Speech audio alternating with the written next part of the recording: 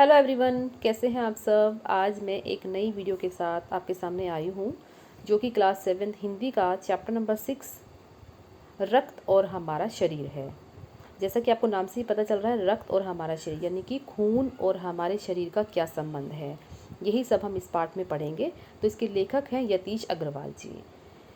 सबसे पहले जो पाठ के बारे में थोड़ा सा मैं आपको बता देती हूँ कि इस पाठ में हम खून की कमी, खून के जो घटक होते हैं और खून की कमी से होने वाली जो बीमारियां हैं और उनकी रोकथाम के लिए हम क्या कर सकते हैं, ये सब हम इस पाठ में पढ़ेंगे। एक मनुष्य शरीर में ब्लड कितना होना चाहिए और समय रहते हमें अपने शरीर की कैसे देखभाल करनी चाहिए, क्या खाना पीना चाहिए और कितना हमारे शरीर में ब्लड होना चाहिए एक नॉर्मल व्यक्ति का, उसको अपने शरीर को चलाने के लिए, यही सब जो है हम इस पाठ में पढ़ेंगे। चलिए स्टार्ट करते हैं। सबसे पहले इसमें दो बच्चे होते हैं, अनिल और दिव्या, जो भाई बहन हैं।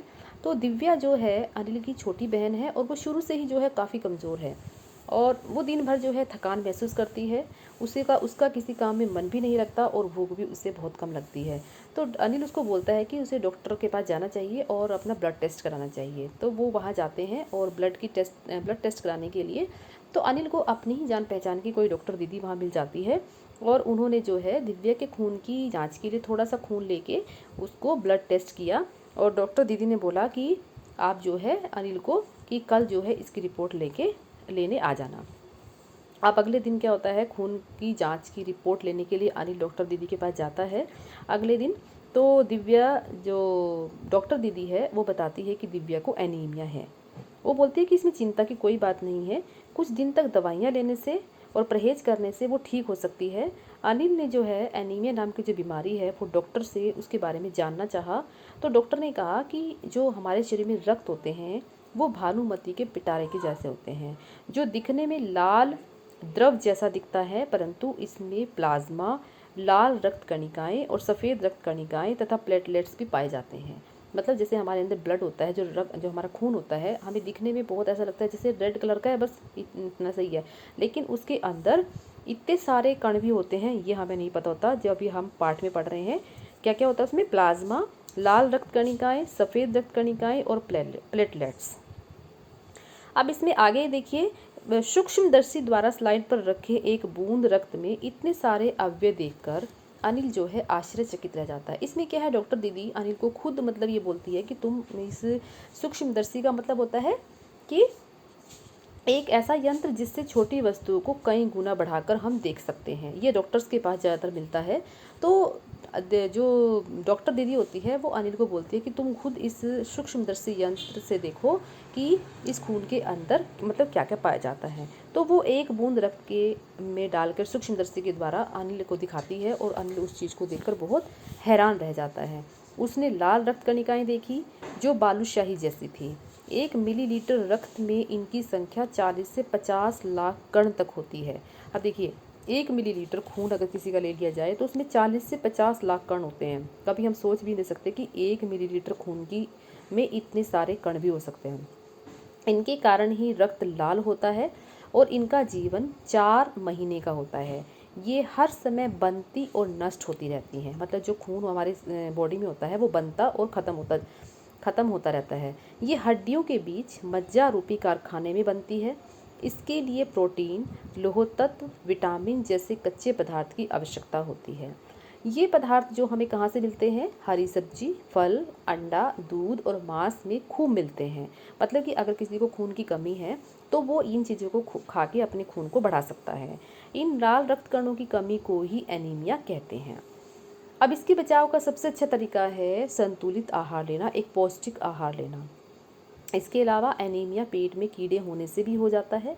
इसके लिए हमें अपनी साफ सफाई पर भी विशेष ध्यान देना चाहिए। अब यहाँ पर इससे आगे जो है, जो सफ़ेद रक्त कण और प्लेटलेट्स हैं उसके बारे में हम पढ़ेंगे। सफ़ेद रक्त कण हमारे शरीर के वीर सिपाही होते हैं जो अनेक रोगों से हमारी रक्षा करते हैं। जैसे कोई भी बीमारी अगर हो जाए तो हमारे शरीर में जो सफ़ेद रक्त कण होते हैं एक लाल रक्त कण होते हैं और एक सफ़ेद रक्त कण होते हैं, ठीक है। तो जो सफ़ेद रक्त कण हमारे शरीर में होते हैं वो हमारे शरीर को बीमारियों से बचाने से हमारी रक्षा करते हैं। ये रक्त कण शरीर पर हमला होने वाले रोगाणुओं से लड़कर उनको शरीर के अंदर प्रवेश करने से रोकते हैं। प्लेटलेट्स कणों का काम चोट लगने पर रक्त को जमाव क्रिया में मदद करना होता है। रक्त के तरल भाग के प्लाज्मा में एक विशेष प्रोटीन होती है जो रक्त वाहिका की कटी फटी दीवार में जाले से बुन देती है और प्लेटलेट उनसे चिपक जाते हैं। यह दरार भरने से रक्त का निकलना बंद हो जाता है। जैसे कई बार आपने जैसे खून निकलता है किसी भी बॉडी में, किसी भी पार्ट में, किसी को चोट लग जाती है तो वो जो खून का जो लाइन सी होती है लगी, उसको दरार को भरने में रक्त का निकलना जो है वो बंद हो जाता है। अधिक रक्त निकल जाने पर व्यक्ति को रक्त चढ़ाने की भी ज़रूरत पड़ जाती है। कई बार आपने देखा होगा कि जिस व्यक्ति का रक्त या खून बहुत ज़्यादा बह जाता है, कई बार उसको खून देने की, चढ़ाने की भी ज़रूरत पड़ जाती है। यह रक्त उसी व्यक्ति के खून के समूह वाला होना चाहिए। घाव गहरा होने पर कसकर पट्टी बांध देनी चाहिए जिससे शरीर से कम रक्त निकले। कई बार ऐसा होता है कि खून के बहाव को कम करने के लिए हमें उस पर क्या है, कसकर, बहुत कस के पट्टी बांध देनी चाहिए ताकि जो है शरीर से खून कम निकले। अब लास्ट में आता है हमारा रक्तदान। अब रक्तदान किस व्यक्ति को करना चाहिए, किस तरीके से करना चाहिए और कितना करना चाहिए, ये हम इसमें पढ़ेंगे। हर किसी व्यक्ति का खून हर किसी व्यक्ति को नहीं चढ़ाया जा सकता, ये ध्यान देने वाली बात है। देखो, हर किसी का ब्लड ग्रुप अलग अलग होता है, तो जिस व्यक्ति को जिस खून ब्लड ग्रुप की ज़रूरत होती है वो उसी व्यक्ति को ही चढ़ाया जा सकता है अगर वो सही टाइम पर मिल जाए। आवश्यकता अनुसार रक्त प्राप्त करने के लिए बड़े अस्पतालों में ब्लड बैंक भी होते हैं। ब्लड बैंक क्या होते हैं कि जहाँ पर लोग अपनी इच्छा से अपने खून को दान करते हैं और उस खून को बैंकों में सुरक्षित रख दिया जाता है और जिसको भी ज़रूरत होती है वो वहाँ से ले लेता है। इनमें सभी चारों तरह के रक्त सुरक्षित रखे जाते हैं। इन ब्लड बैंकों में रक्त की कमी ना होने पाए इसके लिए आवश्यक है कि लोग रक्तदान करें।